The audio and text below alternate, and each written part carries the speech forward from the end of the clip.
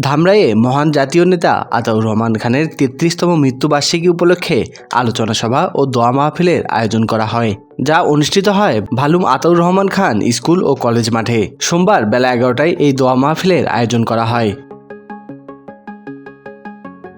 অনুষ্ঠানে সভাপতিত্ব করেন ঢাকা জেলা যুবদলের সভাপতি ইয়াসিন ফেরদৌস মুরাদ। প্রধান অতিথি হিসেবে উপস্থিত ছিলেন ধামরাই উপজেলা নির্বাহী কর্মকর্তা মামুনুর আহমেদ অনিক। বিশেষ অতিথি হিসেবে উপস্থিত ছিলেন ভালুম আতাউর রহমান খান কলেজের সাবেক অধ্যক্ষ এম.এ. জলিল, ভালুম আতাউর রহমান খান ডিগ্রি কলেজের অধ্যক্ষ মিজানুর রহমান এবং সাবেক ঢাকা জেলা যুবদলের সহসভাপতি ইবাদুল হক জাহিদ।